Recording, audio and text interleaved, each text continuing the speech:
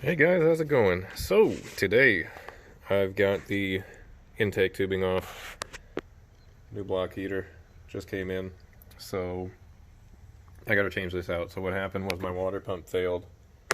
See, there it is, all shiny, nice and new now. Water pump failed, so I had to change that. However, I didn't realize I had lost just enough coolant that the old block heater must not have had any coolant on it, so it overheated and doesn't work anymore. So, I'm going to change that out. I'm going to show you how to do it. What I have here is it was going to be a 29 mil. Ended up going with a 1 1/8 inch socket. That's all that they had, but it fits it really nice. So I'm going to see if I can show you that. I don't have my mount right now, so sorry about that. Flip this. And it fits great in there. It's actually really good. So if you don't have a 29 mil socket, which I believe would have worked, 1 1/8 inch socket works fine. So something to know there. And also, before I start to change this, I'm gonna quick show you. I have a H&S Mini Max tuner. Today, a new mount just came in. So I was using the suction cup mount that came with it right here. Alright, but I don't like the look of that. I never have. So, I got this. The only thing I don't like is that it's up higher. So, rather than having it down lower, where I used to have it, right about here, so I can, gauges on the dash, and the tuner was right here. Now I'm going to have to look up, so that might take some getting used to. However, I'm 6'3", so I usually have the seat back all the way, so maybe it really won't be an issue anyway, but I think personally it does look really clean. It came with a metal mount, so like it's not going anywhere. It's not going to flap around. It's not flimsy. I mean, it's held in place. And then I ran the cord up here. Sorry, it's a little blurry. It doesn't want to focus. So I ran the cord up behind it, straight up under the headliner as well. And yeah, I got to wipe it. I got to wipe this just to get that stuff out of there. But I'll wipe that down after I finish the block heater. So anyway, with the block heater, once I change that, something you should know, when you undo it, when you unscrew it, coolant's going to come out. So, you're going to want to catch that coolant, put a pan under there, do it quickly, and you'll lose less coolant. And that's science right there. So there's the factory block heater. I already unscrewed my block heater cord. Look at all that rust. Sad. Anyway, don't want to think about it. Anyway, so I already unscrewed my block heater cord here.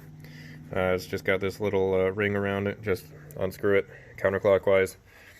Righty tighty, lefty loosey, right? So that'll come right off. Then you can get at this thing. So I'm going to go ahead and do that. I'm going to have to set the camera down. I don't think I'm going to be able to angle this thing anywhere. Well, I'll see if I can. Anyway, I'm going to have to set this down, and I'll pick up here in a second. So I ended up getting it changed, but I couldn't find my 1/2 inch extension. So I just kind of had to make things work. So I've got it in there. Yes, it's in all the way. You don't want to get that in so that it's snug right up against the block there. You don't want that nut right against the block. It's still going to be sticking out a little bit, and they put kind of like a plumber's tape on there to stop it from leaking out. So what happens? You pull it out, and coolant comes out. So you lost some coolant. What did you do? You introduced air into the system. So what do you have to do now? You need to bleed it. So you're going to want to take your hex tool, loosen this up after you get it up to operating temperature. Alright? So get it up there. I've got no problem. I'll probably crack it open at first when I start it, because the water pump's already turning. And then I'm going to close it right away. I'm going to take this for a short drive, try and get it up to, I have a 190 degree thermostat. I'll get it all the way up to 190, 192. And then I'm going to pop the hood, crack this open while it's running, and you're going to ease it open, wait for all the bubbles to stop coming out, and wait till you get a nice steady stream. Doesn't have to be a lot, steady stream of coolant. Seal it back up. Alright, you can let it cool down, and for good measure, go ahead and open up the radiator cap if need be, top it off. But the amount of time it took for me to swap from the old one to the new block heater was seconds. I probably lost, like a red Solo cup, I probably lost half of a red Solo cup worth of coolant. I mean, it's almost nothing, but again, I introduced air into the system, and that's at a low point. So you really want to get that air out of there. See, it's way down in there, and you've got the bleeder up here. I mean, I let air in all the way down there. So you want to get that out. Here is the old one and what it looks like. And this is just toast. And it's got black spots all over it. It's no good anymore. So that's all replaced. This will be working again. Luckily, it went out at a good time. And what I mean by that is temperatures have really warmed up. I was using the block heater when it was -15, -20, -30 outside. So, you know, this thing really works nice. And I've got this bra cover on the front here. So I have a non-heated garage without this cover on it. My block heater, when it's -20, -30, can only get the engine up to maybe 75, 80 degrees. With the cover on there, it can easily keep the engine at 100 degrees. And that's about where it stops at. So I'll fire this thing up after it's been plugged in all night, and the coolant temperature is going to read 100 degrees.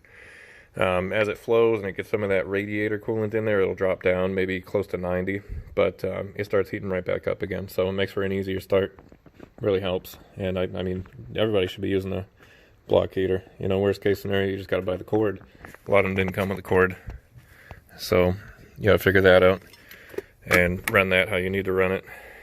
Here's mine. So then once I run the wire how I want it, you just go ahead, plug it right in, pull this over it, and then twist it tight clockwise. And it's even got grips on it, or it's textured, I should say. So you can do it with your bare hands, no problem. You don't need to over tighten it. It'll stay in there, it's nice and snug. And even, I'd almost bet if you just plugged it in like this, without the screw, without this, it would probably stay in there, but hey, it came with it. I'm going to use it. So anyway, hope that helped you guys. If you end up encountering the same problem I did, or if you just need to change it. So with that, please like and subscribe for more, and I'll see you guys next time.